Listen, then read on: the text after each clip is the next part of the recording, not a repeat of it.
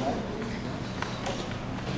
Well, okay, so for a short timeline like that, I think obviously all the social media stuff like that. So start making posters, printing them, distributing them, Facebook page online, Twitter, and then not just for the events, like making separate Facebook pages or whatever for the events, but also including Mac. So Mac has its own Twitter, its own Facebook, and all that stuff. So all that's sort of reaching out to everybody, and then emails, because if not everybody has a Twitter account or Facebook account, like some people may have Facebook but they don't check it that often. Emails is something people usually check every single day, because it's not just for social events and stuff like that. It's academics, whether you're emailing your TA or your professor and stuff like that. So just kind of getting, and also word of mouth, that's also really big. Like when you hear someone talking about it, whether you're telling your friends or you're telling fellow Vulcan students you see in the lounge or something like that, it gets them more excited for it too, than just seeing like a flyer on it or something like that. So all of those put together, I think, would help promote it as much as you can within those 3 days before the event started.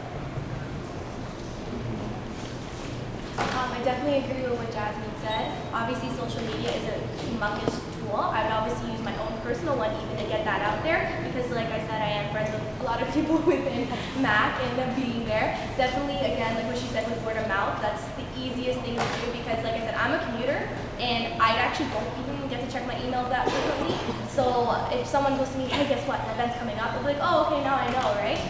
Definitely, like I said, with social media, obviously create a flyer or poster as quick as I can, get it approved from David, obviously. Write free event on it, because that always draws people in when they know they're going to get free things, or if it's a free event. So definitely in that type of time constraint, like I said, word of mouth, Twitter, Facebook, Tumblr, all those type of things. Why you connect. All right, 3 days, 3 steps. Obviously, number one are the social media aspects, right? You got your Twitter, your Facebook, Mac page, whatever, right? So you get that out of the way first.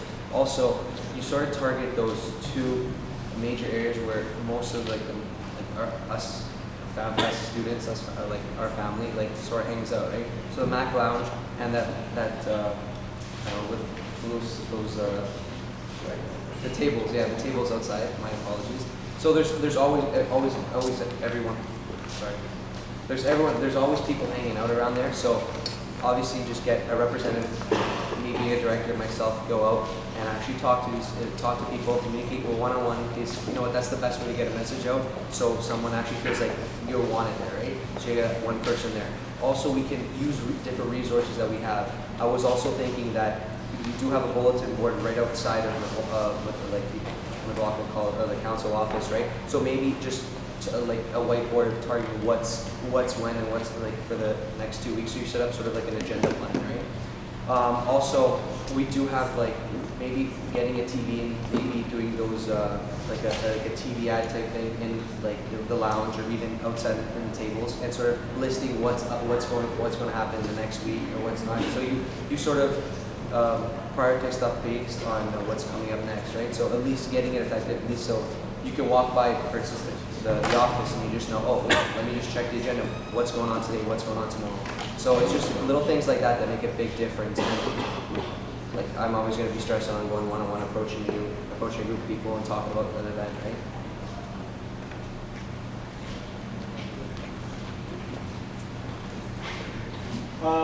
First and foremost, for me, it'd be about not really talking to the people who are here now. The people who are here now, you can communicate with, no problem. It's about communicating with the people who aren't as involved. Last year, I wasn't that involved. I had other things I had to do.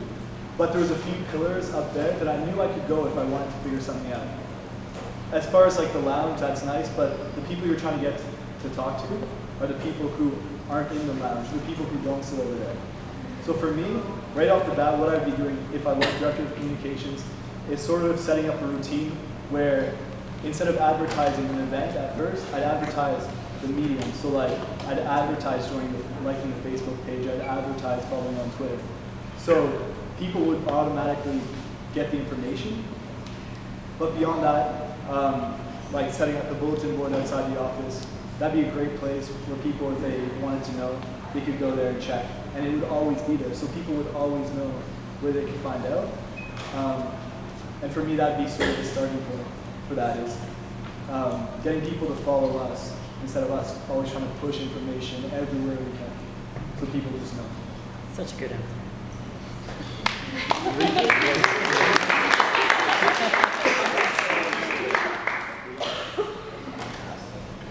Okay, so as it's been touched on before, social networking is huge in terms of getting a kind of like short, if it's on short notice, 3 days for the event. So what I would personally do is not only connect with the my own personal Facebook, Twitter, as in my email, Uconnect, but also with the McLaughlin's Facebook, Twitter, Uconnect. Just kind of let people know what's going on, when it's happening, all the events. Also making sure that people know that it's free, because free is definitely something and it attracts a lot of people. Free is good. People like free. You don't spend anything. It's good. So with that being said, I kind of communicate with other people, not just through social networking, because not like it's been touched on before, not everyone has a Facebook, not everyone has a Twitter, not everyone has a blog or any of that. So it'd also be important to, through on the blog, emails, and very importantly, one of the most powerful ways to get something across is word of mouth. So go around the blog and let people know what's happening, when it's happening, and let them know the details, let them know that it is free, so you can bring other people that you know that might not be around the block to kind of spread the word and get people aware of it, so that they know and that it's in the back of their mind, like, oh hey, there's an event in 3 days, and it's free, that's cool, I like that. So it'll be in the back of their mind, and when the day comes, we'll have them constantly updated, and as well as I said in my speech with my YouTube channel, also with that, I'll also be doing updates for videos on like things that will be happening, so that even if you don't have Facebook, if you have internet access, you'll have access to videos, the updates, kind of like on the spot, on the go, to let people know that even if it's like short notice, the details are there for them, so they have access to whether or not they're interested.